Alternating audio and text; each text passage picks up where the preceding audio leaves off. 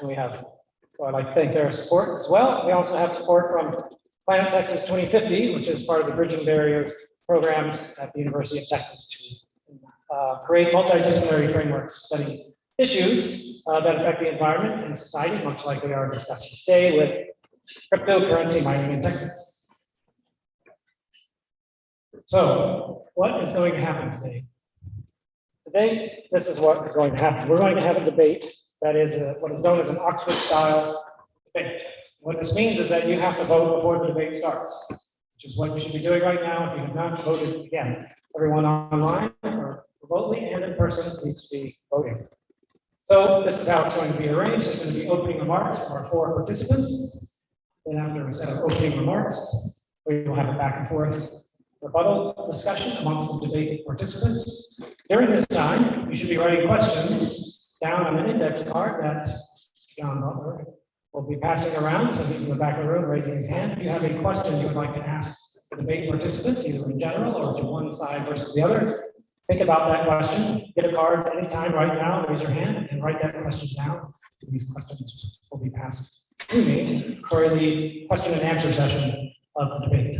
Once that's concluded, after about an hour and 15 minutes, we'll go to closing remarks. And then at the end of closing remarks, we will vote again. Say, answer the same question. So that is how we will determine who wins the debate. Who shifts the votes from one side to the other more than the other side. And that is the style of the Oxford style debate. So with that said, I would now like our debate participants to come onto the stage.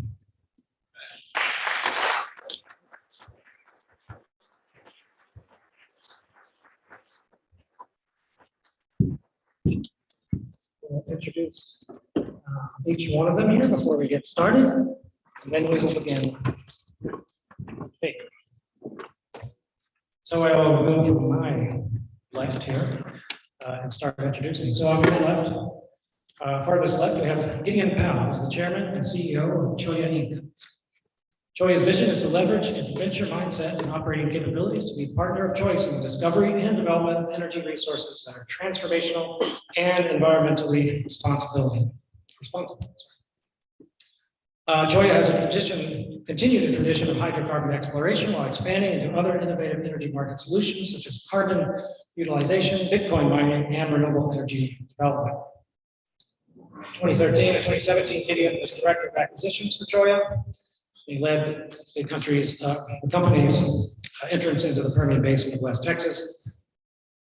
In 2017, he stepped away from his role at Cholla to study global power markets and investable CO2 utilization projects. And through this effort, he identified Bitcoin mining and high-performance computing as an opportunity to provide dispatchable electricity to local grids and alleviate intermittency problems caused by renewable energy. That was Autonomous LLC.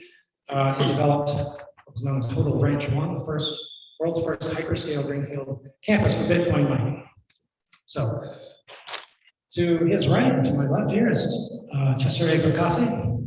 He is chief economist at the Coinbase Institute.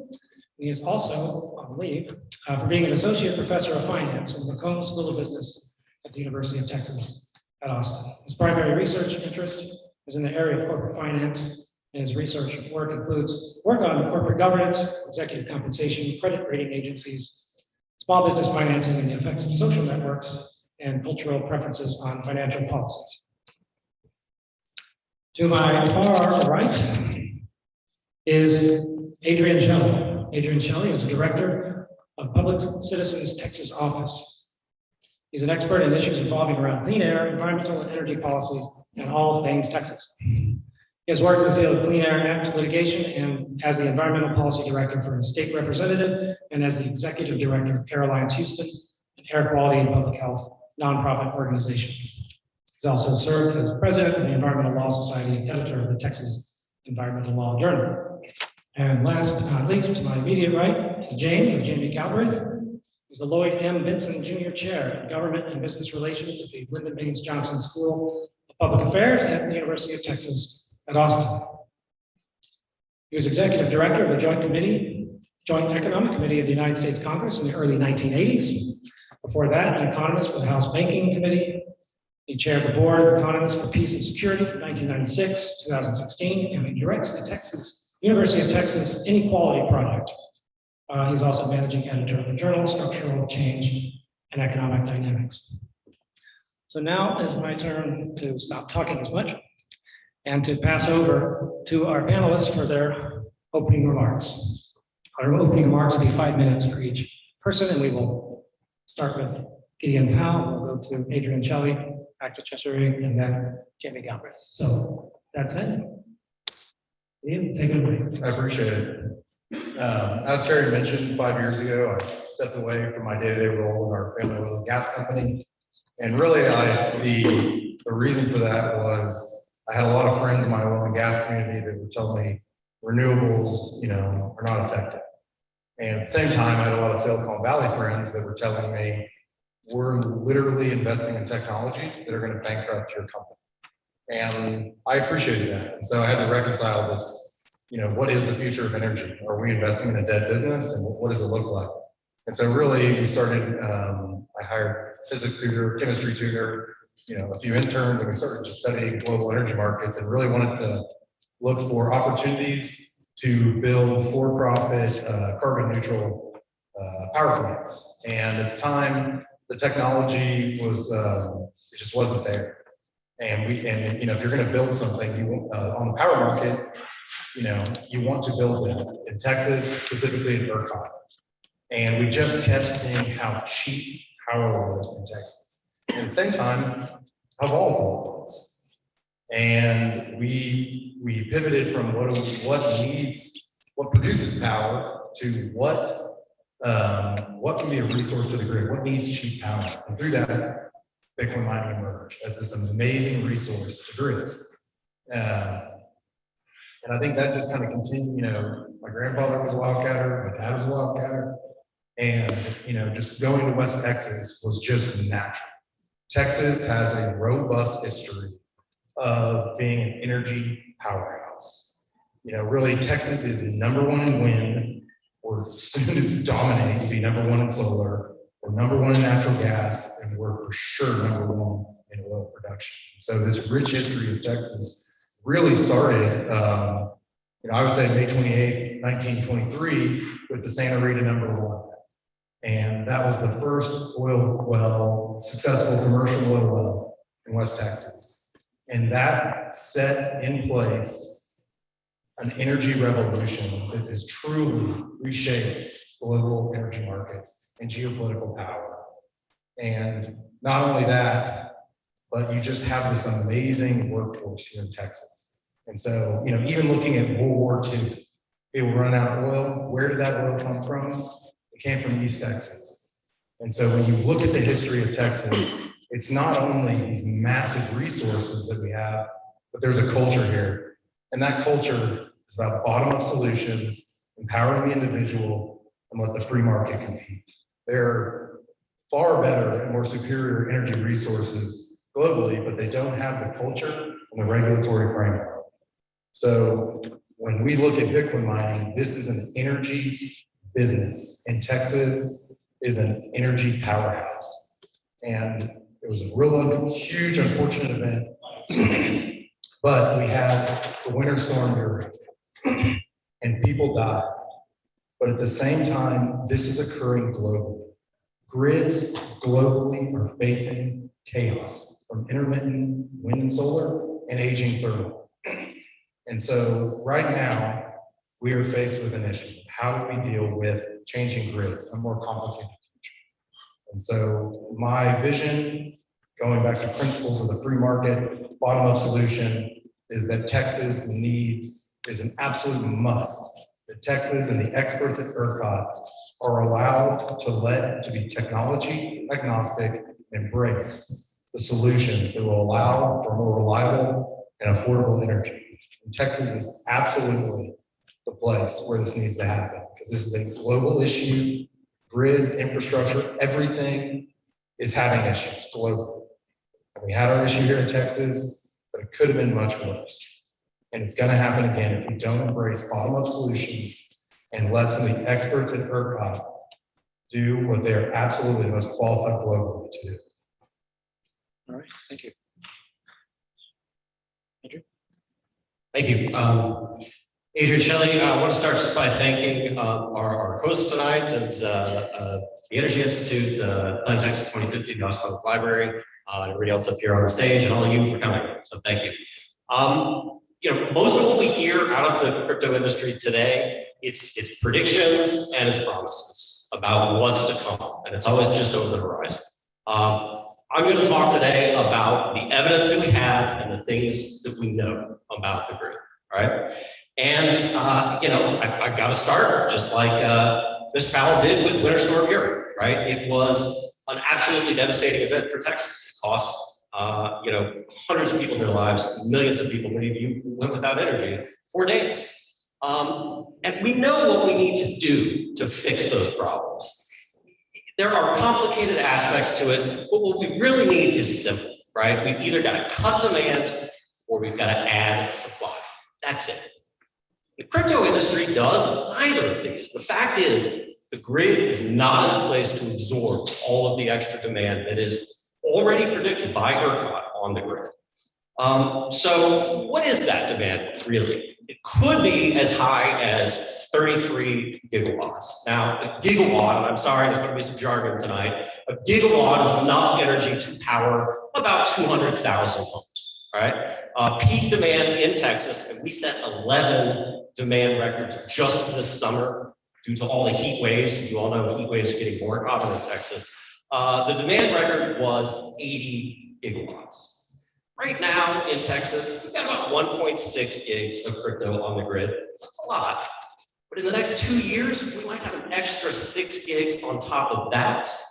And by 2026, as many as 33 gigawatts. That's 6.6 million homes worth of demand. It's the state of New York worth of demand that wants to come to Texas. It's 40% over the peak we've ever had. We just can't handle it. Second point, there are a lot of promises about how crypto can stabilize the grid. And unfortunately, a lot of this is kind of based on misunderstandings, sometimes even some misrepresentations about the grid and how it operates. So let me make an analogy. Imagine, you live in a home with your family and you want to reduce your electricity use, right? So you hold a family meeting, how can we reduce electricity use and lower our bills, right? Your father says, I'm going to buy solar panels for the roof. Great, right? That's what we call jargon, distributed generation. He's going to offset some of your demand with supply right there on site. Fabulous. Your mom is going to replace all of the light bulbs with LEDs and she's going to caulk up the leaky windows and doors, right? This is energy efficiency and weatherization, using less energy in your home. Your sister, she's got an electric vehicle. She says, I'm not going to plug it in when I get home at 4 p.m. I'm going to charge it overnight when demand is low. At peak shaving, cutting demand at highest demand times and shifting it to times of lower demand. Great, good strategy. And then there's your little brother. Little brother says, I'm going to buy 20 desktop computers. I'm going to plug them all in my room. I'm going to have them running 24/7, 365. But don't worry, when you really, really need me to cut demand, I'll turn those computers off. You're going to have to pay me, but I'll turn those computers off when you really need it. Does that sound like a good deal? It's not, right? That is cryptocurrency's version of stabilizing the grid. All they're offering to do is remove the demand that they are bringing for a substantial fee. It just doesn't make sense. And so that brings me to my third and final point, investment in clean energy. We're all enthusiastic about clean energy investment in Texas, right? And in fact, there's an amazing amount of clean energy investment already in Texas. We're the #1 wind state, right? But that's not happening because of the presence of the cryptocurrency industry. It's happening because Texas has the resources, and those are the cheapest forms of electricity today, right? There's nothing magical about this industry for Texas. We're already in the middle of a clean energy revolution. We need to manage it in an intelligent way to keep prices low and to keep the grid reliable. So that's pretty much where we are. And as for the crypto industry, it still promises, right? The industry's lost $1.2 trillion in value this year. Bitcoin has lost 13% of its value today. As the industry takes those promises, they're going to get further and further out into the future. What we're here to discuss today is should policymakers encourage cryptocurrency? No, not today, not based on what we know. Thank you. All right, thanks.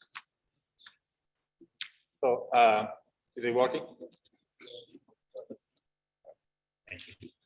So, I'm an economist, I'm an academic, and I'm here not to convince you that I'm right.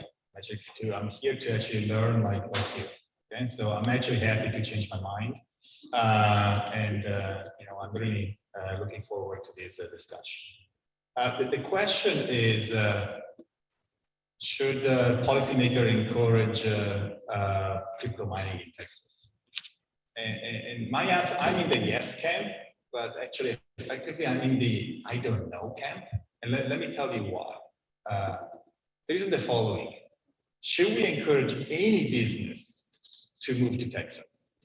Do we want all the business to move to Texas? Well, when we think about this, we have to think about what benefit do they bring when they come to Texas. And usually there is this idea that when a business moves to Texas, whether it's crypto mining or any type of other service or industry, they come in and they provide jobs, they provide more employment, people are paying taxes, and therefore everybody benefits from that.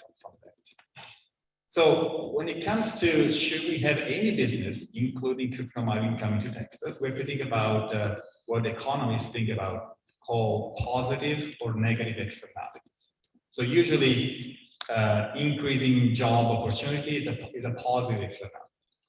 When it comes to climate, or whether if you're polluting, that is a negative externality. And so my take is, look, let's price in any negative externalities. If something pollutes, let's increase taxes on gas, on electricity, so that at the end, everybody has to make their own decision on whether to do a certain activity or not. My concern is that when politicians or policymakers tell you what to do or not to do, then it basically endangers your freedom of choice. So it's very important to say, hey, but at the same time, we understand that the market is not always perfect, because there are some market failure, meaning externalities. So let's allow to price in these externalities with some form of taxes. And then I feel really uncomfortable to say, hey, you shouldn't do this. So let me give you an example. Should you drive your car to go and see, I don't know, a Kim Kardashian show? Is this okay? Well, again, the solution is to tax, to price in the negative externality by taxing you driving your car. And then whether you want to go and see a Kim Kardashian show, or you want to do crypto mining, or you want to do something very helpful for society, volunteer for a nonprofit organization, it's going to be up to you. As long as all the action you do are going to be priced into the cost that you actually pay for it. And so, the other side said, oh, crypto mining is dangerous, it's not useful, and so on. Let the market decide once we price in all these externalities. So that's my comment.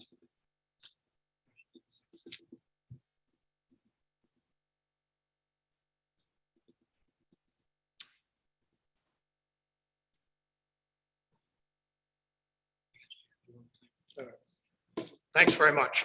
And let me again also look it up. Thank you very much. And let me also thank the organizers and opponents, my very well-informed teammate, Adrian, for your work and interventions. I'm not involved with cryptocurrencies. I regard the industry with suspicion.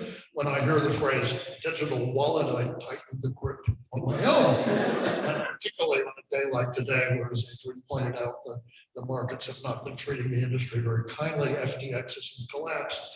Binance is backing off from bailing them out. This is a weak day for this business. I'm a policy economist. My job is the public interest, as distinct from the special interest, and the question of what policymakers should do. And that is the question of this debate. It's not whether cryptocurrency is good or bad. It's whether policymakers should act to support the industry. Now we're in Texas. And here in Texas, the prevailing ideology is the ideology of the free market.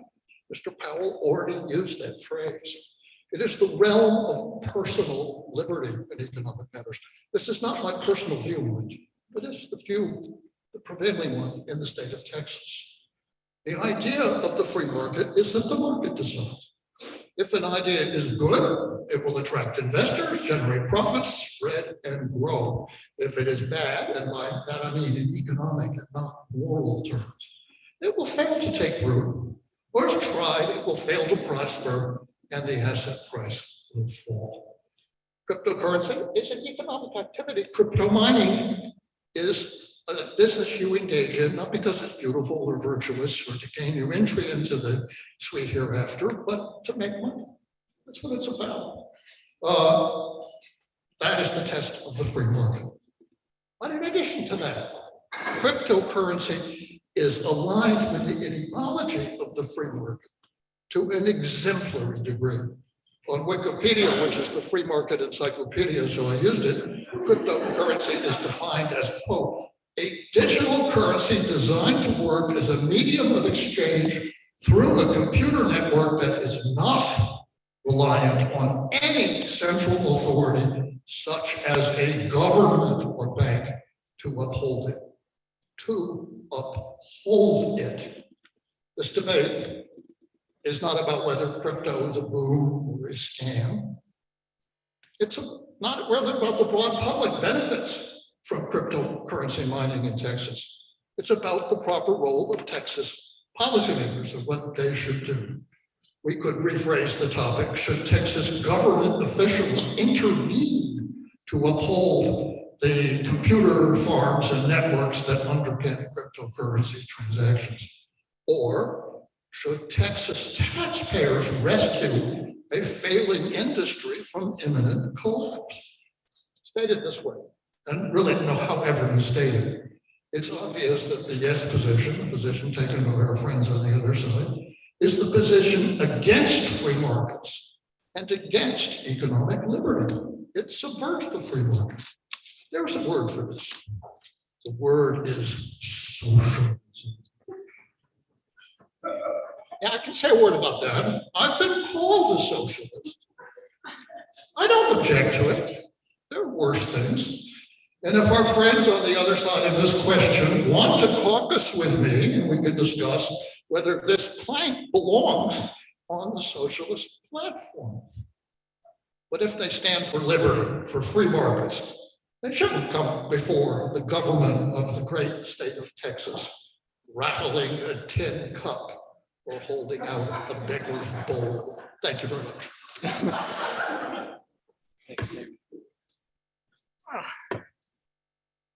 Okay, now we move to rebuttal session. I'll just remind everyone to please come up with really good questions and write them down on a card that will be handed on to me.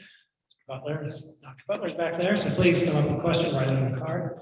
We're going to start with the yes side to the question to have a remark or rebuttal to anything or a follow-up on the no side. Either one of you. I've never been called socialist, so I think this can be a little fun. Adrian, you made the comment, we know what we need to do. It relates to the grid. And I'm not sure everyone in here does, or that I can agree that we agree with your statement, but your comment on, I mean, I actually just pulled up, there's an amazing ERCOT app. You can pull it up. There's currently 60 gigawatts of available capacity, and only 50 gigawatts is being used. So 10 gigawatts is an underutilized asset. So the beautiful thing about Bitcoin mining, and I want to, there's cryptos, there's Bitcoins. I'm really just speaking about Bitcoin mining. I think it is the most beautiful and by far uses the most energy. So I think it's the most beautiful and important. But there's an underutilized. Grids are built for peak capacity. as you so eloquently stated, there have been multiple peak records, which, we're going to push those higher in the next couple of decades. But really, you build grids for the peak. ERCOT can go up to 80 gigawatts. But what you're doing is you're spending billions of dollars to have an asset that is underutilized. So the beautiful thing about Bitcoin mining is it is the most fungible manufacturing operation in the world. And when the price of power goes above a certain number, then you turn off your manufacturing operation and quit producing your widget, which is a Bitcoin. So when there is too much wind and solar, specifically in West Texas, Bitcoin miners are all too happy to consume this excess energy. And when all of y'all in this room, you need your power, and there's a scarcity event, the Bitcoin miners receive a price signal from the ERCOT grid to turn off. So the beautiful thing about Bitcoin mining is we don't need high uptime. We don't need 100% uptime. At your home with your air conditioning or a hospital or somewhere, that needs that, we need high uptime in our homes, our offices, and other areas. But a Bitcoin miner, we're agnostic to uptime. So when the grid is underutilized, we're consuming power. And when everyone in this room needs power and really needs it, the Bitcoin miners are economically incentivized. There's a free market, there's a price signal that is telling us you don't need a top down. And this is one of the massive fundamental shifts we've got to go through in grids, is these have always been top down. Hey, you do this, you do that. And the beautiful thing about ERCOT is bottom up. It is the most free market grid with price signals. And it allows the Bitcoin miners and all other users of power to respond in real time. So going back to the Winter Storm Uri, when Just a few more seconds. oh, sorry. Oh, okay. Well, going back to Winter Storm Uri, in that event, when we needed power, and you hear about, okay, wind and solar couldn't turn up. Yes, it's intermittent. We know that. But there was also issues on the gas side. So you've got both sides, the renewable and the gas, and arguing, but what went right? And that was load came off. No Bitcoin miners were online during the Winter Storm Uri event. And all those peak events you were talking about, Bitcoin miners had already turned off well in advance. And yes, we are in this for the money, but the fact that we make money and help stabilize a grid and usher in an energy revolution, I do this job for free. Adrian or Jamie, either one? Yeah. Yeah. So the problem with that argument, right, is twofold, right? One is those are outlier cases. You're talking about a couple of hours a year where, the Winter Storm Uri's happened and the mine was shut down, right? There are, there is stranded energy, right? There are occasions where we're producing, more than we can use, right? Those are very, very limited cases. And the thing about the Bitcoin industry is it wrings value out of those cases at the expense of ratepayers, right? And I'll give you some numbers here. And actually, I agree with Mr. Fracassi here, right? That we will price in any negative externalities. It will all ultimately fall on us, electricity ratepayers, right? So let's talk about what some of those actually are. Tax breaks from the very beginning, right? There was one farm. It was, Riot, there you go. 70 million, thank you. $70 million in tax breaks over 10 years, just a site, right? That's one 600 megawatt facility, all right? The demand response that is only used for a couple of hours a year, right? Our best estimates are that ERCOT has paid $170 million this year just for access to that demand response, just for access to the participation. $170 million, that's with 1.2 gigawatts of the industry, right? If we get up to 2.6 gigs of participation, it's $500 million a year, again, just to get access to the demand response. How much does the demand response itself cost? Riot in July. What program is that? That's demand response, right? That's based on, there was one company, most of these companies are black boxes, we don't exactly know, right? There's one company that paid, or that was paid $17 million for its participation, just participation in the program, to scale that up to get to $170 million. What percentage of that was them selling back their power contract to the market versus what was the subsidies on the ancillary. That is just enrollment in demand response. But actually, I'm glad you brought up the selling back, right? Ryan Winstone during Uri, they made $125 million selling surplus electricity back to the grid. ERCOT still owes $86 million of that, right? Again, that is going to go to the ratepayers. Texas is not raising taxes on oil and gas companies. It is pushing that on to ratepayers. We just can't afford it. We already can't afford it. Texans have paid $3 billion more for electricity already this year, and that's going to keep going up. I think you and I just are very aligned actually, because one of the beautiful things about ERCOT and all grids is there were these programs to encourage people turning off, because you had to. You're a steel plant, you're a semiconductor factory, you don't want to turn off. You have a massive opportunity content, and you can't turn off instantaneously. Us Bitcoiners, we can turn off instantaneously. So we actually want all those subsidies to die. So FDRS, it was well-intentioned and it served a purpose, but a lot of these are double dipping. So I fully agree with you that we want to move more to a free market and eliminate the subsidies to advance a lower cost of power for the ratepayers of Texas. So if I may, just one quick response to that as we go on. Yeah. Sure, and I'll get the other Okay. two. So if that were true, right, the mines shut off during the times of highest demand. I'm sorry, I'm going to get back into jargon, right? The mines, by virtue of shutting off during times of high demand, they will avoid what are called the 4 CP hours, the 4 coincident peak hours. These are the hours at which transmission costs are allocated. So ERCOT looks at who is participating during the 4 CP hours, and they allocate transmission costs based on that. If the Bitcoin miners are never on the grid during those 4 CP times, they will never pay transmission costs. That's hundreds of billions of dollars more sucked away and put on the backs of the ratepayers again. I totally agree with James. I don't think that crypto should be treated any differently than any other industry. For example, Tesla moved to Austin. And they got a big tax break. You know, I don't know exactly how much it is, but why did they get a tax break?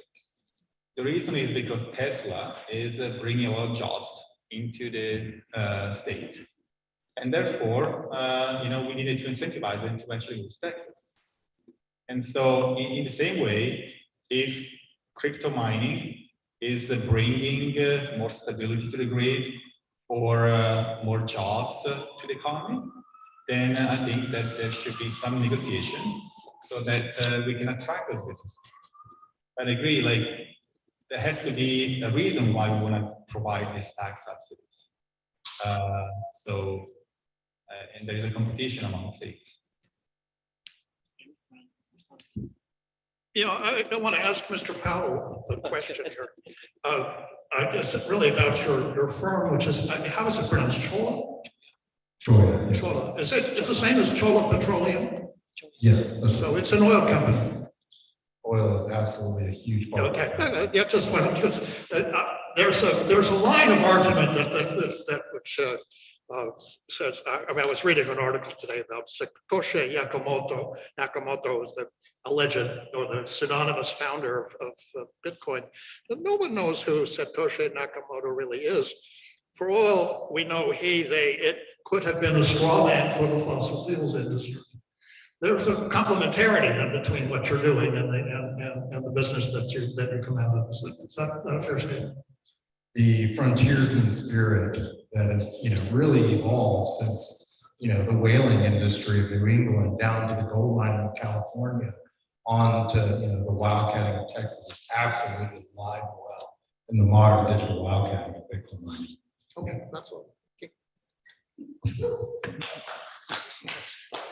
I think it's very dangerous to attach ideology to specific businesses.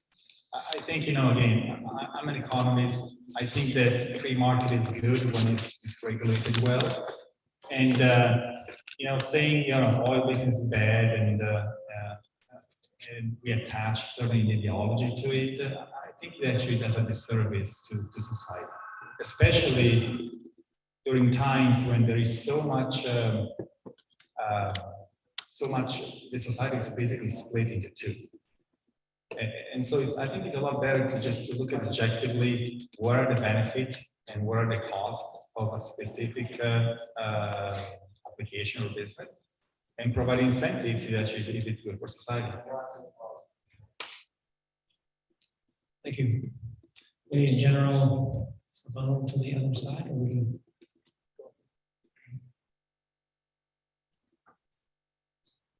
Yeah, I wouldn't go so far as to say that the oil industry per se is bad, right? I mean, it's the impacts that it has on people that are bad, right? We have 17,000 people a year dying in Texas from air pollution from burning of fossil fuels. I mean, that's just a fact, right? That's what's bad about it. And, today, Bitcoin mines are powered by fossil fuels. They are. Again, we don't have all of the data, but, we know there's a 600 megawatt gas plant in Corpus Christi to Compute North. There's a 600 megawatt gas plant in Granbury. It's bootstrap. The examples of clean energy use, there are a few tens of megawatts. It's, 30 megawatts here, 40 megawatts there. These are outlier cases. Right now, the industry is consuming fossil fuels at an alarming rate. And the extra demand that is forecast, it's simply not the case that it is going to usher in a transition to clean energy, that all that extra demand is somehow going to be taken up just by clean energy. Today, the grid is still in Texas, 40% fossil fuels. We're working to fix that, but it's not this industry that's going to do it. If it were, I mean, I wish it were true, right? I want the clean energy transition to happen as quickly as possibly can. The numbers just aren't there today. This is an industry that's putting out 2.3 million tons of CO2 every year in Texas alone. Well, I'm going to differ with my friend and colleague here a little bit. I use oil. I use gasoline. We all do. The prosperity of the state of Texas has been built on that industry. I don't think we can deny that. The prosperity of the United States has been built on the state of Texas and its oil. That's a fact. The question is whether in this day and age, when you have two industries which are twinned together, as this one and the oil industry is, whether policymakers in the state of Texas need to intervene in the free market to help them out. And if they do, that's a sign of trouble.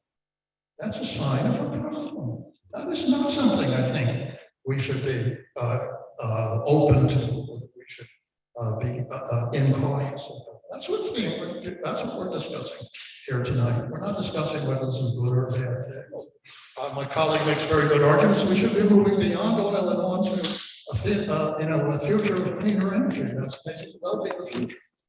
But in the present, the question is just whether the state of Texas needs to give additional tax breaks or additional incentives to this particular industry, which does nothing, by the way, except burn electricity in order to mine digital tokens in order to support an industry which has we can go into this, a scurrilous reputation in the wider world. Lots of people think that is simply a vector for money laundering and other activities of that kind that shouldn't be encouraged at all, as well as being an exceedingly unstable investment and a trap for unwary and unsophisticated investors.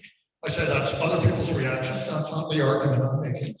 The argument I'm making is a much simpler one, that Texas policymakers should not be getting into this business to help them out. I'll first address, and I'll lead with, my North Star has nothing to do with lowering CO2 emissions. That is a byproduct of Bitcoin mining. So my North Star is elevating human prosperity globally. So what Bitcoin mining does is it is the first time, it is the democratization of energy innovation. Before Bitcoin mining, you needed to be a multi-billion-dollar corporation to innovate in the power sector. Or you need to be an individual with $1 billion. I don't know, $1 billion. And so what Bitcoin mining did is it gave a profit motive to anybody who can innovate in the power sector. Bitcoin mining is a decentralized venture capital network that is allocating capital savagely and brutally to the most low-cost producers. There is no doubt that the lowest cost of power is wind and solar. No doubt. Marginal. Full stop. But it's intermittent. And how do you incentivize more low-cost power? So does wind have a place? Yes. Does solar have a place? Yes. Does oil have a place? Yes. Gas does. So I'm a part of a group that we like to call energy maximalism. We do not. I have no allegiance to a molecule. I have an allegiance to elevating human prosperity.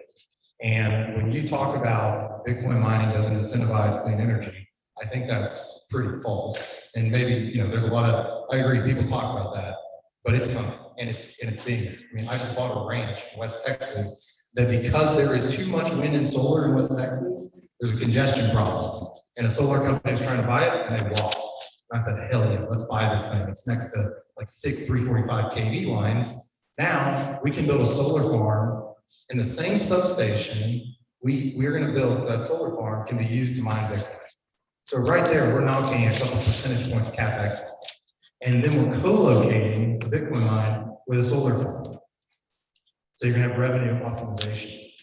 So again, this is the first time in history where you put innovation into the hands of an individual globally, just like with the App Store. Where the App Store software was controlled by huge corporations, there was no innovation. The App Store came along and it gave an outlet and a profit motive to innovate. Bitcoin mining is the same thing. It is a profit motive, and anyone globally, you need no one's permission. It just so happens that Texas has the most amount of wind and solar and natural gas in the world with a good regulatory framework. So yes, continue to say. All right, let me just address this question of the allocation of capital, the democracy of the capital market. The efficient market theorem comes into play here. If you had allocated your capital to buy one Bitcoin 1 year ago for about $66,000, you would, as of today, be $50,000 poorer for every single Bitcoin that you bought. It's down 75.94% on a year-to-date basis as of today. If you had allocated your capital to buy Coinbase, you would have lost, I can't see that here, but you would have lost about 82%. You would have lost 81, yeah, no, here it is. You would have lost $205 out of a $250 investment. You would have lost 82% of your investment over the past year. So the market, if the market is efficient, if the market is telling you what these investments are worth, it's delivering a pretty persuasive message. It's one that's really hard to miss if you put your money in a year ago. You wouldn't be feeling it right now. I'm very well aware of the price of Coinbase, where it was a year ago. I got those numbers out of your honor. And also delivery market efficiency. It's true. The value of crypto is not as high as it was before. The value of Facebook and the value of Netflix, the value of most technology company on the NASDAQ is probably 80 to 90% lower than it was before. Okay. Does that mean that we cannot do crypto mining in Texas? Again, like I see this as I agree again with James. I don't think we should treat crypto in any other way like any other company that wants to go to Texas. If you bring positive externality to Texas, we should give you a little bit of tax and subsidies because we are competing with other states, like when Tesla moved here and so on.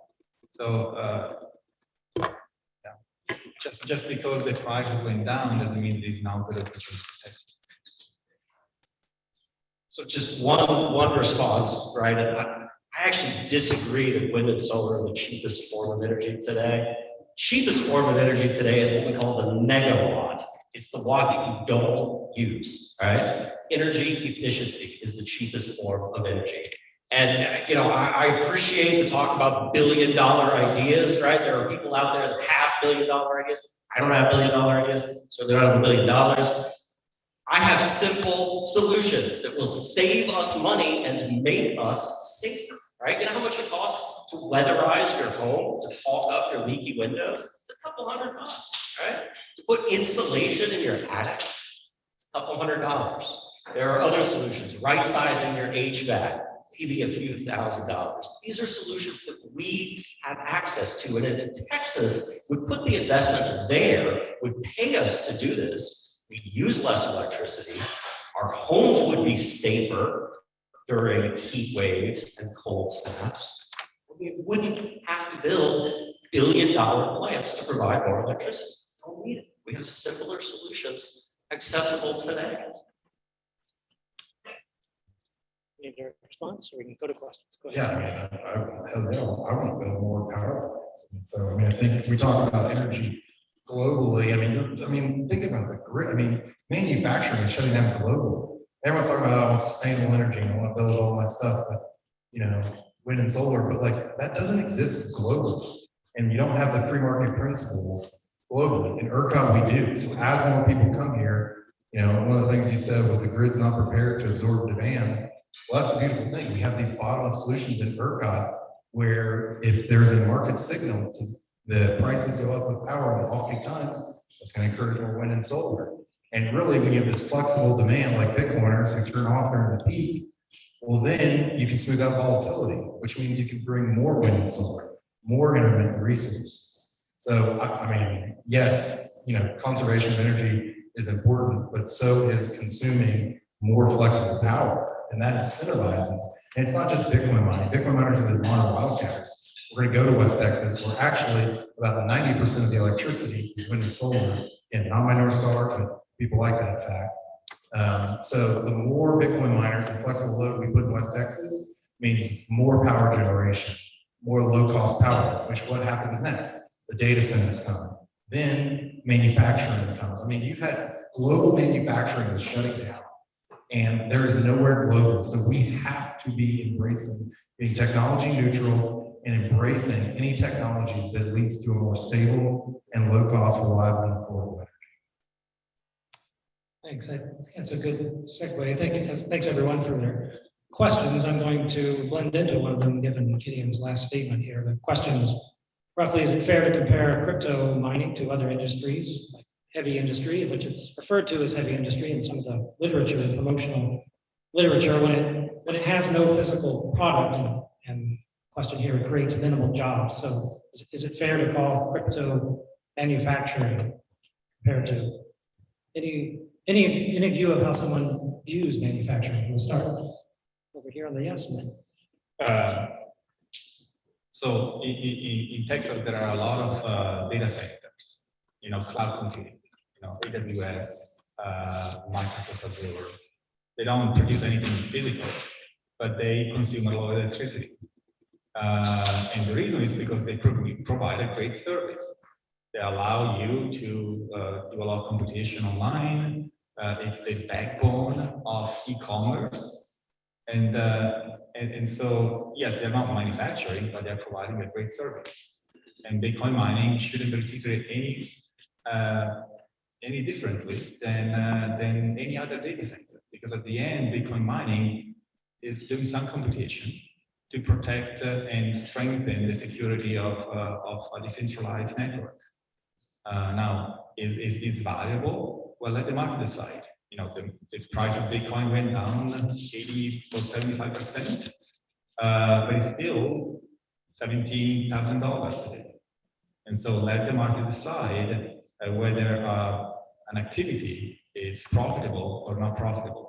Because when we allow policymakers to tell you what to do or not to do, then that becomes a very dangerous situation. I'll just say one thing, which is that there's one unique thing about this industry as an industry, and that is that the energy intensity is the point, right? The way that proof of work mining operates is that it gets more complicated over time, requires more computing power over time.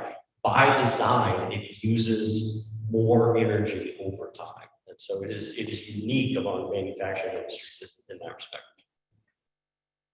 Yeah, it's beautiful. It really, absolutely. Bitcoin mining really incentivizes and encourages more energy production. But at the same time, it's at the bleeding edge of saying if you lower the cost of power, if you increase your efficiency in your power generation, but also in your chips. I think that's one of the most fascinating things. We talk about should we encourage this as more federal issue, but Bitcoin miners, when they first started, were using very basic computers. But over the last few years, they got into something called ASICs, Application Specific Integrated Circuit. Why everybody needs to know what that is because ASICs are absolutely what powers AI. And if you care about the future, AI is absolutely relevant. So at the same time, we're advancing efficiency in energy and chips. And early on, these computers, ASICs were, using old technology. But now we've caught up to the most bleeding edge companies who are all pioneering this. So we want those chip companies, we want them all. There is a very centralization of semiconductor foundries. And that is where, we're hearing it about Taiwan. They have some amazing resources. We want all of those chip companies here in America, here in Texas. And so by encouraging Bitcoin mining in Texas, we're a second order effect is we're encouraging to be the absolute pioneers in semiconductor foundation and for AI. And that's not even the intended North Star, it just happens because of free market innovation. And on the jobs, I don't know Xi Jinping over in China, but obviously Bitcoin mining was banned, which was an awesome day for Texas. And one of the amazing things was why they ban it. And again, I can only speculate because I don't know Xi Jinping. Two reasons. One, they can't control it. So if they can't control it, they need to get rid of it. Two, Bitcoin miners are using a ton of power inside China. But the Chinese electrical grid is very top down. There are no bottom up solutions like we have in ERCOT. And so Bitcoin miners were occupying gigawatts of power, which could have been used by other manufacturing operations that of course have more jobs. But the beautiful thing about here in Texas is we have no limits. There is an economic infinite amount of power here in Texas. It just needs to be unleashed. And Bitcoin mining is absolutely what unleashes more energy. So as the Bitcoin network goes up, hell yeah, we're bringing it to Texas. And that will again have these second order effects that will benefit all of us by lowering the volatility and increasing the reliability of all power systems with the appropriate regulatory framework. Let me just respond briefly because Mr. Powell said something that I agree with, which is that the growth of this industry will encourage the efficient use of energy in Texas. Let me tell you how that's going to happen. It's going to happen because the use of the energy in this industry depletes a scarce resource. You burn it now, you don't have it to burn later. It makes that resource more expensive for everybody out here. It makes it more expensive. Of course, when it's more expensive, you are going to be more efficient. You're going to run your houses hotter in the summer and colder in the winter. You're going to walk rather than drive your cars. You're going to do all kinds of things. You're going to hang your laundry out on the line rather than run the dryer. Why? Because the energy is going to be more expensive. That is indeed efficiency. I agree with that. The question is that really something which is in the broader public interest, both for the people of Texas and other consumers of energy, business consumers of energy, small business consumers, people who are paying for energy? That's the question.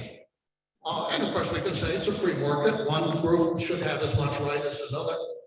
That's fine. I'm not going to argue that point either. The question is whether the government of Texas should intervene and put their thumb on the scale to support one use over other uses, and particularly this use, which, as I say, a lot of people have some questions about, which is another subject we could have a long debate.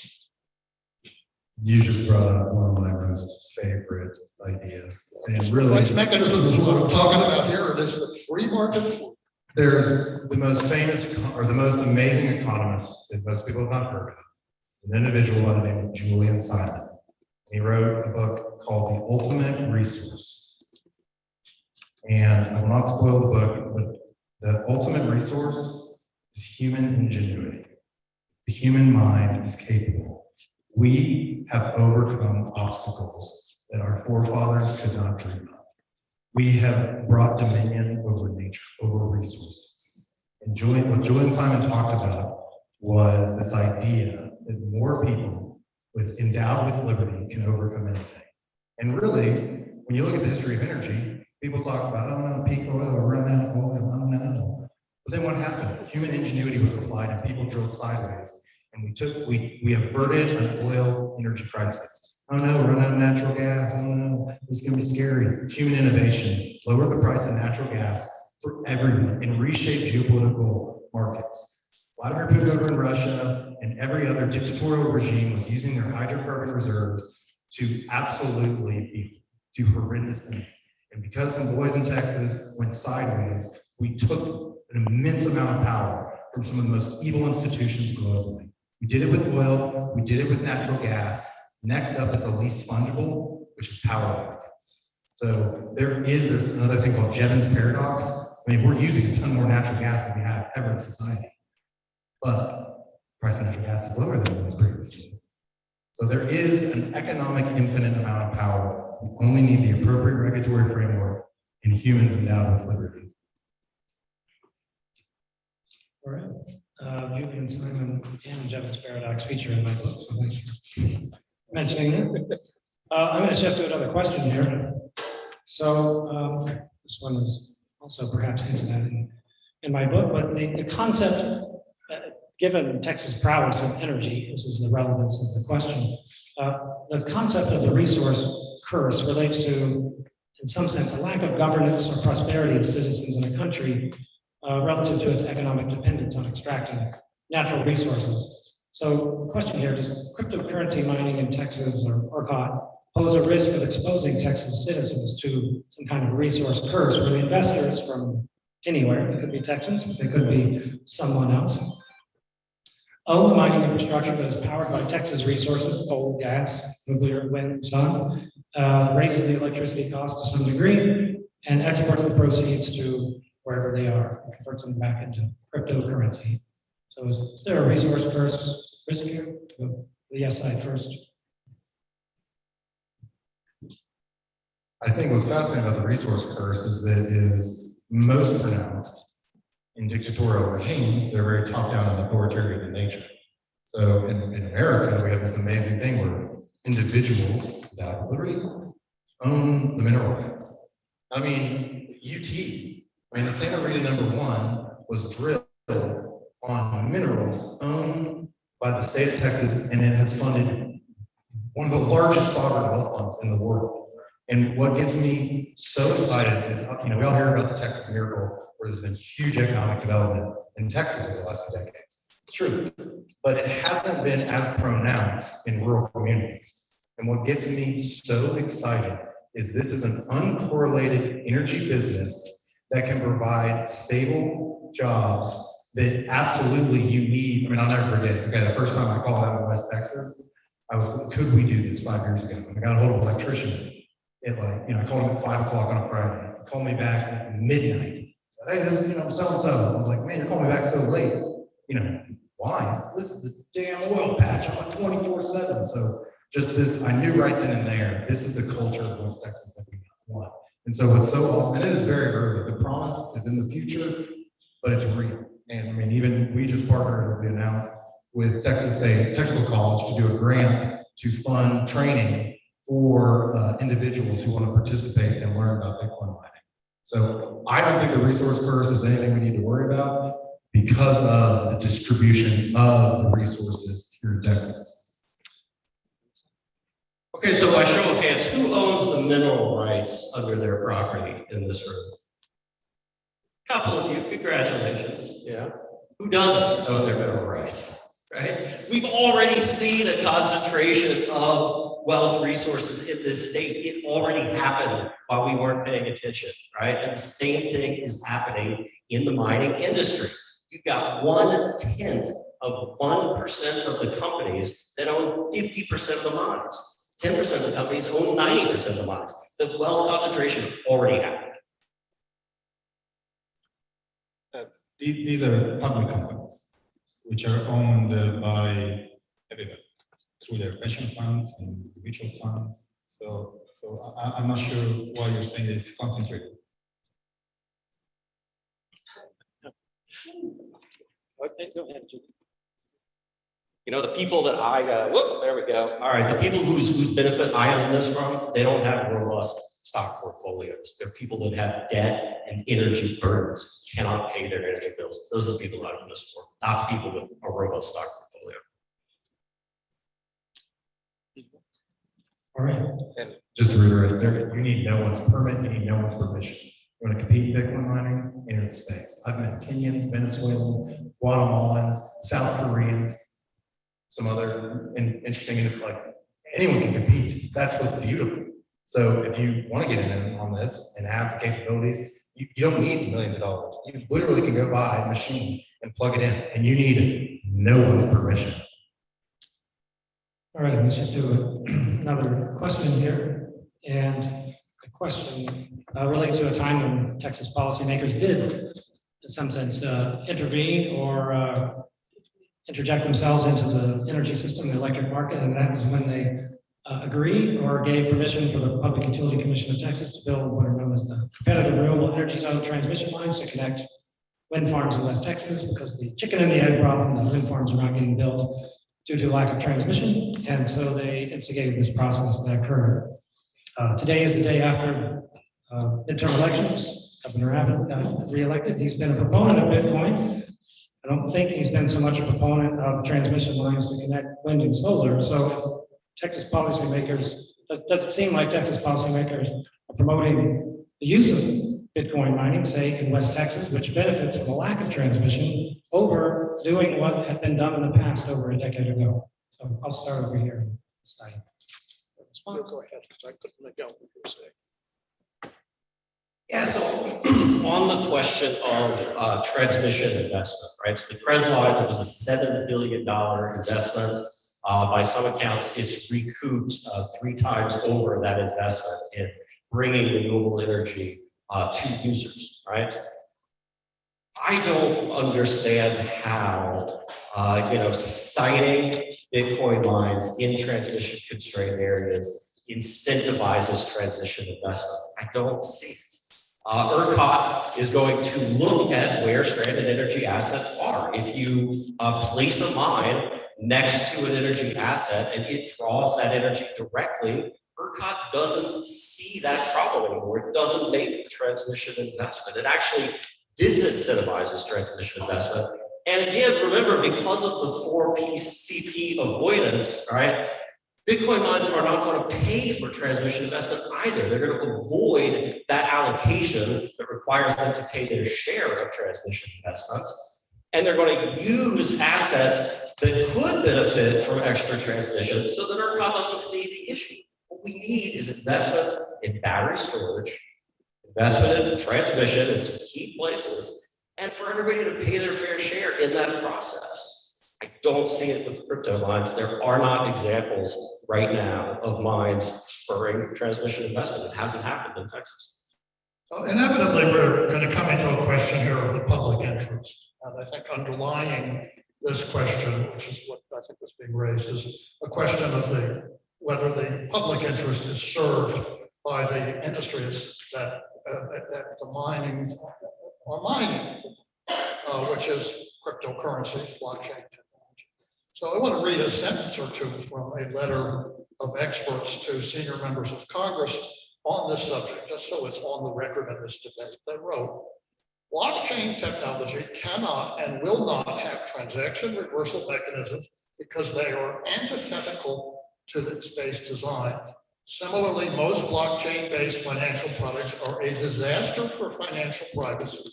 The exceptions are a handful of emergent privacy-focused blockchain finance alternatives, and these are a gift to money launderers. By its very design, blockchain technology, specifically so-called public blockchains, are poorly suited for just about every purpose currently touted as a present or potential source of public benefit. So whatever you think this particular industry is going to do to the grid, the fact is it's supporting an industry which has no basis in public purpose.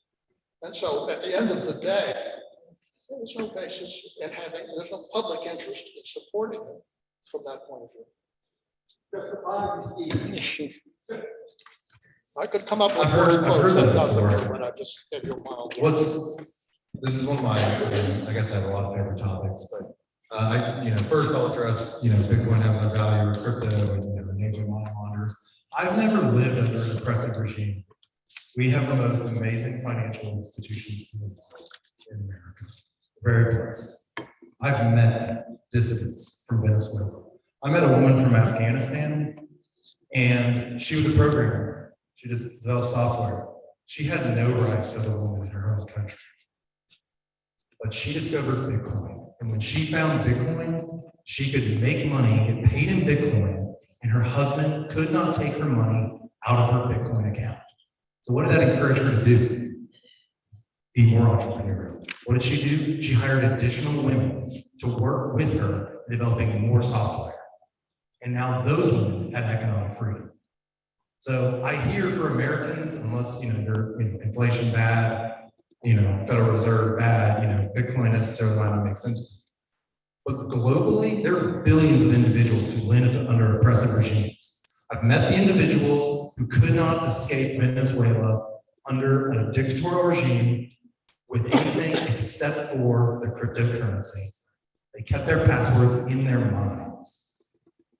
I look back through history and I look at a lot of events and I wonder if people would have been able to escape with some resources in their mind, would history be different? And what Bitcoin has done is it has get, at the same time, yes, you can try to launder money, but every day there's a new story about someone who tries to use Bitcoin to hide some illicit.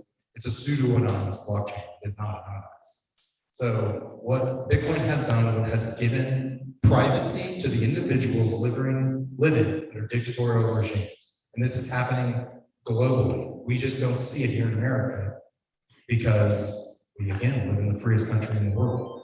Okay, so that was the first one. On transmission, this is what we agree on. There is a incredibly depressed price of energy, especially in ERCOT load zone west. But just look, it's still negative. So to me, that's market signal. Load should go there, or we should build transmission. The transmission is fascinating. There's a lot of modeling and very sophisticated things that need to be done, but at the same time, you will hurt the economic viability of the marginal price of power. If we can be successful, again, we haven't done this, but there's 12 gigawatts of solar coming to West Texas next year, which is going to be awesome.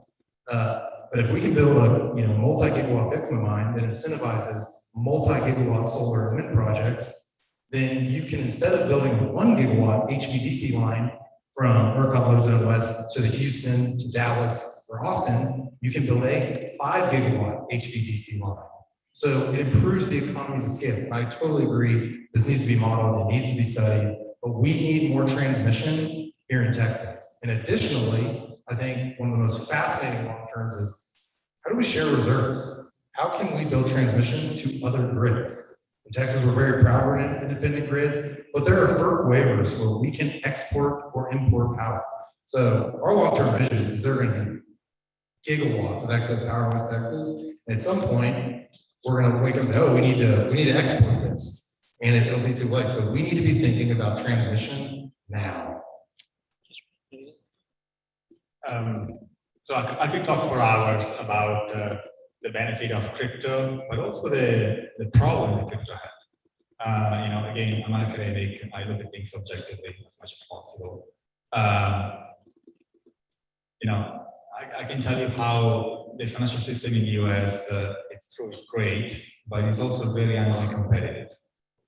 I can tell you how a system like Ethereum allows anybody across the world to provide services. Like, I'm going to tell you a story.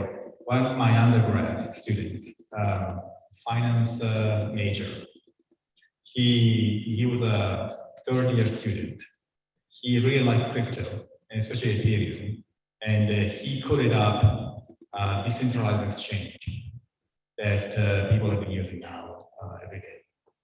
So the ability for everybody to create new services without the burden of the legacy systems in the US today is incredible. We said that there are some problems that we are trying to solve. Despite the pros and cons, and I'm happy to continue this dialogue between pros and cons of crypto, what I don't want is I don't want politicians to make decisions for me about pros and cons of crypto. If people don't find crypto useful, they're not going to use it, and the value of crypto is going to go down. If many people want to use crypto today or in the future, the value is going to go up. But don't let the politician make a decision for you. Maybe I'll just follow up on that. Are politicians trying to make decisions for us, or is the crypto mining decision making decision for the politicians? You mean lobbying? Yeah. I mean, there's lobbying everywhere. It's not only for crypto. This is a problem, I think, in my view, but it's not specific to crypto. It's specific to many, I think, all the industries.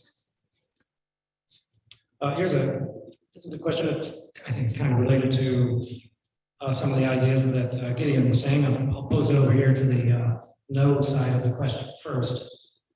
But it's kind of a very broad question, so it may be difficult to answer. How does Bitcoin mining relate to US or global or national security in some way, or some sort of new way for the world economy to be operated if someone in Venezuela can have seemingly monetary or financial security because of cryptocurrency? There is absolutely no zero national security interest in cryptocurrency. The national currency is the United States dollar. There is a national security interest in the position of the US dollar. Cryptocurrency is something else entirely. It's intended to get you out. It undermines and subverts the national interest to that degree. But it doesn't do so very effectively, I have to say. So I'm not terribly worried about the threat posed by Bitcoin to the United States. I'll quote one other source on the subject just as a general verdict. This is admittedly a person of strong opinions. You may have heard of him, Nouriel, known as Dr. Doom. And his comment is, crypto's nonsense. It's a failure. Nobody's using it for transactions. I'll skip the next sentence because it's vulgar. That's the entire trading currency in the space where there's price manipulation, spoofing, wash trading, pump and dumping, front running. It's just a big criminal scam and nothing else. That's Rubini's view. I'm not saying it's my view.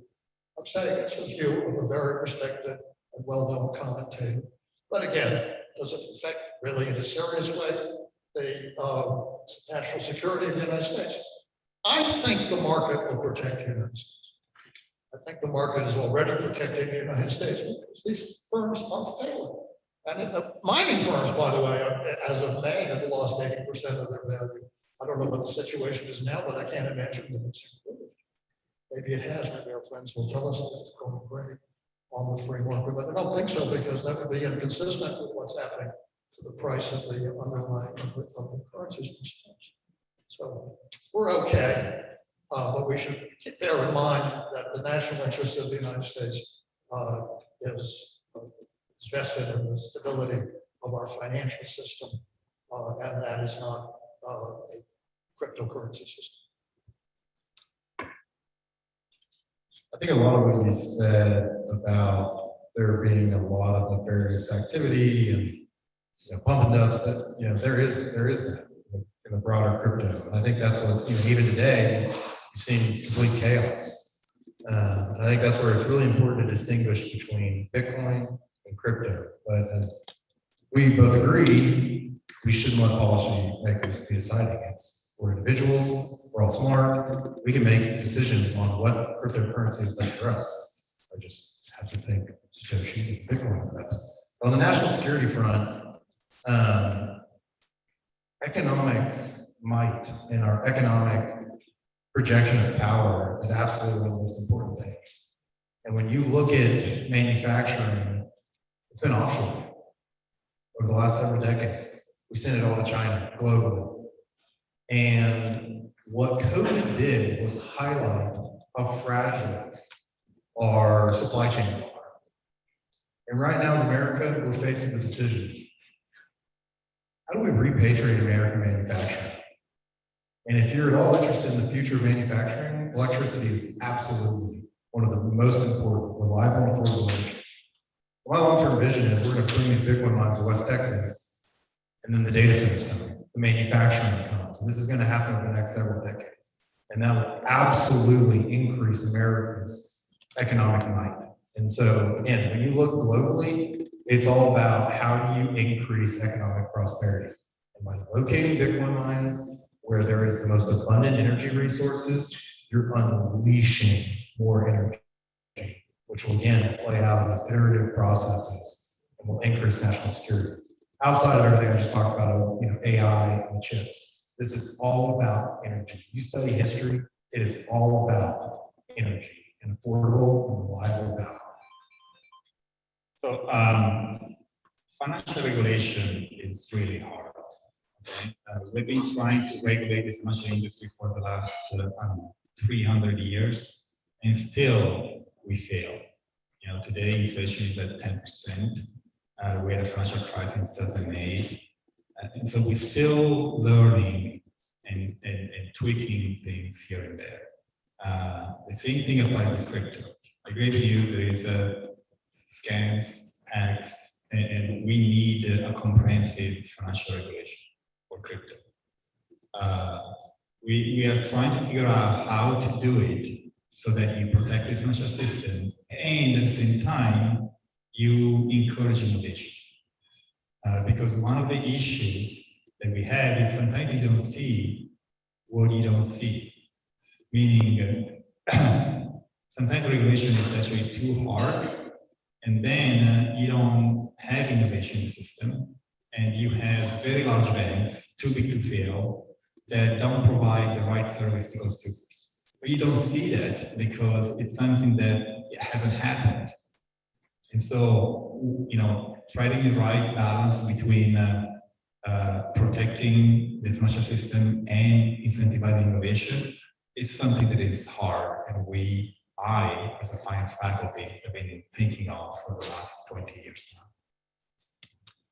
All right, I'm going to ask one last question, and then just a reminder, get ready for your closing remarks, and then we'll go to final voting. So this is a good question. Thank you from the audience, and it kind of stems from Gideon's last statements. There are many, let's just say we have excess electricity or promoting more electricity consumption or electrification of the economy for electric cars, for electrification of homes, possibly for carbon dioxide emissions reductions, creating hydrogen, maybe a greener, lower carbon source of fuel. So I'm going to start over here with no side and then come back. Does crypto mining hurt this tendency and this desire by many people to help decarbonize the economy or electrify more things in the economy? Does it hurt or does it help that effort?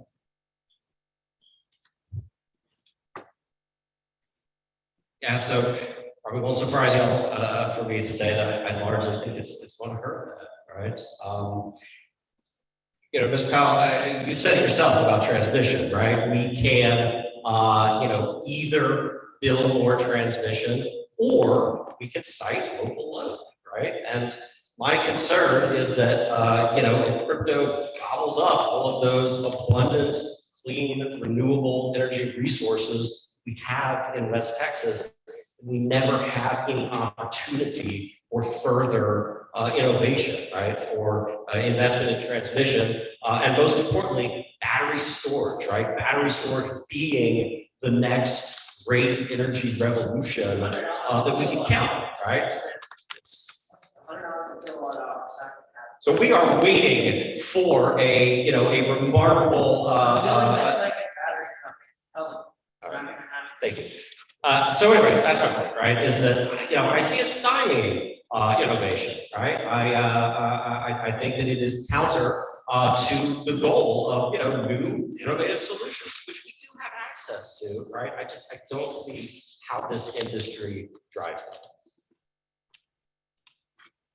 I think batteries are cute. They certainly have a place. Again, I'm an energy maximalist for those in the competition. I think operators throughout ERCOT can decide. But I think that, what we were talking about was this idea that we can't produce more energy. And there are orders of magnitude. I mean, the University of Texas has millions of acres of untapped resources, but they're laying dormant. So we need an economic incentive to develop those. So our long-term vision at Troy and our energy division is we're going to build these Bitcoin mines, but we're designing every single substation so we can co-locate batteries, wind, and solar at a later date. Again, we'll already have the substation, so we'll lower CapEx, which increases the economic viability. But we're not competing with a scarce resource. Energy is economically infinite. And so by siting more load in West Texas, we're going to incentivize the build out of more infrastructure. We're going to repatriate American manufacturing. So again, as an energy maximalist, I want batteries, but they're cute. I can turn down gigawatts of load instantaneously. So we need to be thinking, how do we increase energy position? And it's not how do we lower emissions again on my North Stars. How do we think about lowering peak capacity?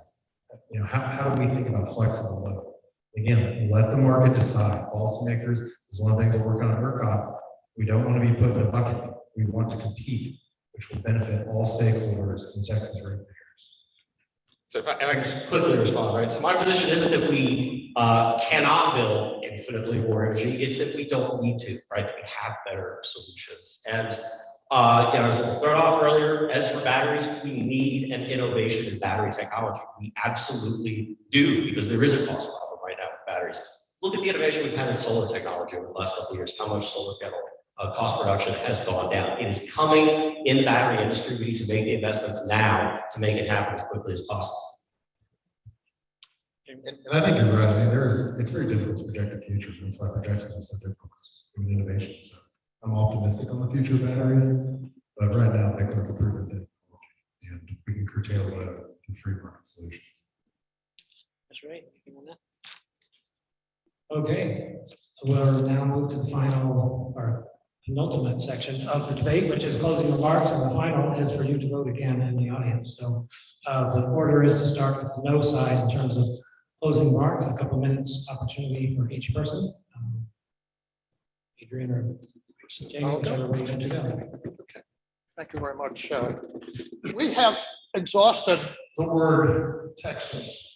This debate. We've discussed the word policymakers, but there's a word we haven't really discussed, and that's the word encourage. What does encourage mean? I learned an expression from staff to Senator Boyd Benson many years ago, and I've been to a couple of goat rugby's. And I'm aware that in Texas, when a policymaker is being asked to encourage something, that means that the taxpayers, you, are being interested in money. In this case, encouragement takes the form primarily, I believe, of something called demand response, which means when they turn off the power because the grid is stressed, they get paid.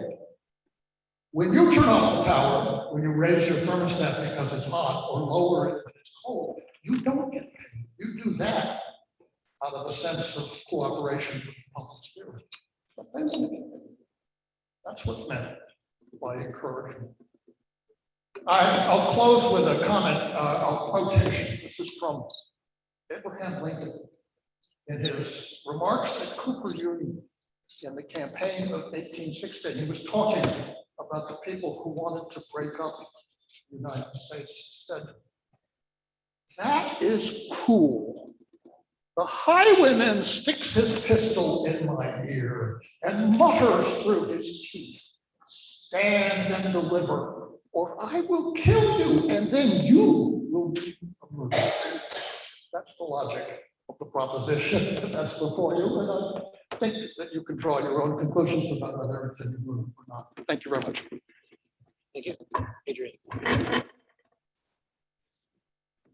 Yeah, thank you. So I spent a lot of time tonight talking about what I'm against and what I disagree with, right? And I guess that's just kind of the burden of being on the no side of the debate, right? So I do want to end with a couple of things that I'm for, right? But first, I just want to point out that, there is one thing that we definitely all agree with here on the stage, and that is that the free market is going to play a huge role in deciding how all this pans out. And what I have been stressing here, from what we know, is that right now, what the free market is doing, it is adding costs to our electricity bills, right, from this industry. It's already on the order of hundreds of millions of dollars. We don't know the exact number. It could easily be $200 million already. If we see a 5-fold increase in the industry in 2 years, as ERCOT just predicted, that becomes close to $1 billion, several billion dollars. If we see a 25-fold increase by 2026, again, as ERCOT is predicting, that becomes several $billion of cost just to get the gun away from our temple, right? So what am I for? I am for cheap, reliable energy, right? We have solutions at hand. There are simple solutions like reducing our energy use. We need to make that investment. That is where policymakers should focus their attention. 2, clean energy, right? I am not an all of the above energy type. I want to get fossil fuels off of our grid because they're costing us lives today. And 3, yes, innovation. I'm all about energy innovation. Texas is an energy state. Over the last century, some of the greatest innovations in the energy industry have come out of this state, and that is going to keep happening. It is going to happen here. Unfortunately, I don't see a big role for this industry in it, but it's going to happen here. So, thank you. Thank you. I think what's fascinating is, we all agree on a lot. And I think one thing that we're talking about was how there is no residential demand response. This is unfortunate because we should all be benefiting from innovation. And I think there's a lot to work on. And that's where, should policymakers encourage cryptocurrency? Yes, but they should encourage all innovative solutions. And really, that's what, one of the fun things about Bitcoin mining is you can literally turn off a gigawatt instantaneously. Well, that, we've got to build software. We've got to build products for that. And so it's easier on a gigawatt scale. And when we learn from that and get better, we can democratize that. And everyone in here can benefit. Early on, cell phones were huge. Electric cars, only the most elite, wealthiest people can afford those. And we're seeing the price come down as innovation takes place. So I think we all agree on a lot of things. And another thing is there's so much fighting in this world about, oh, you want this, you want that, but we all want the same things. How do we achieve those things? More human prosperity, more reliable and affordable power. And I think it's democratic discussions like this where we're respectful. And I've loved engaging with my colleagues on the no side. And I hope to continue this. And really, for me, one of the most pivotal moments was I love ERCOT. I think going to these meetings is so much fun. It's so cool to hear all these nerds talk about this amazing place where this marketplace of ideas. And I got on a plane one morning about 6 months ago to go to one of the Bitcoin mining task force. And I was sitting on the plane and I started to read an article about energy prices in Europe and how they were skyrocketing. And families with kids with special needs had electrical equipment in their house to keep their kids alive. And they were being forced to make the decision, do I pay this increased electrical bill and save my child with disabilities, or do I feed my family? And I cried. And I knew right then and there that what we were doing in ERCOT was of the absolute most importance. I have a son with special needs. I cannot imagine being faced with a decision like that. And no one globally should face that decision. We have the technology, we have the resources, and I appreciate everyone's Socratic and respectful dialogue tonight. So I agree with Gideon. So you know what happens when there is big demand?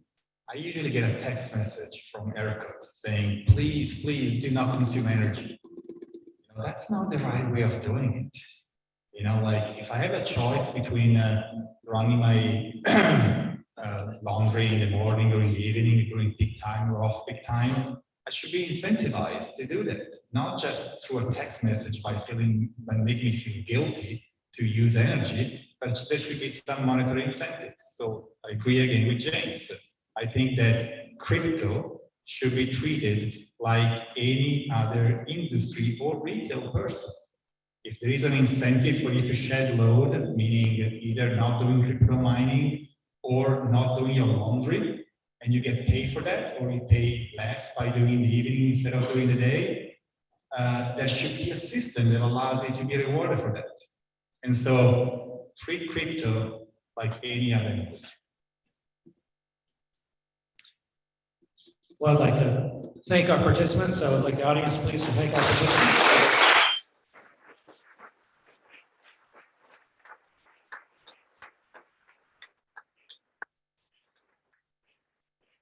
As I stated, their debates, their closing remarks for the second to last thing has to happen, and the last thing that needs to happen is for you to vote again online and here in person. So we will now have a few minutes of voting, and the faster you vote, the faster we can conclude, and the faster I can ask these gentlemen to stop sitting here nicely on the stage while we count the votes. So the speedier you do it, the faster we can relieve them of sitting here. So thank you very much. We'll be counting the votes here for the next few minutes, and then I'll come back on stage and announce the results. All right, so I'll try to act normal. Yes. That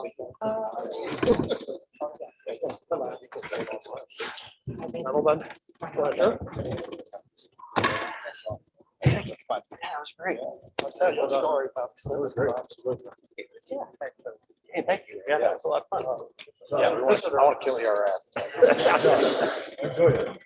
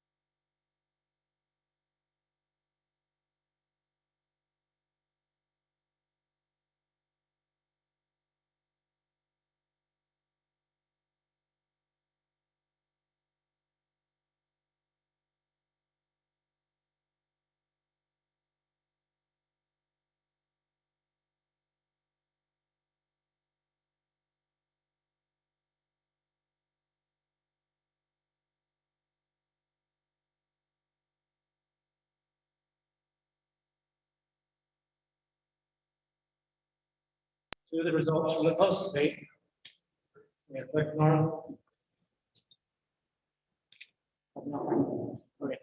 So then the post debate has 32% for yes, 63% for no, and 5% for I don't know. So less people don't know. That's good. From an educational perspective, at the University of Texas, we want people to learn, and there's a significant percentage of people that learn which answers they like. That's a good message. And so the difference is the following.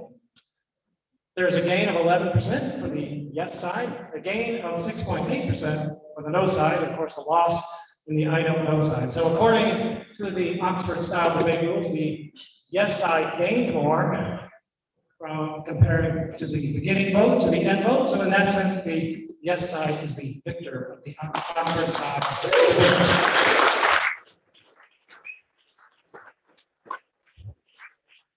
So again, I thank everybody for joining us tonight. I thought it was very entertaining and very educational. Thank you for everyone online, and that concludes today's debate. Thank you very much.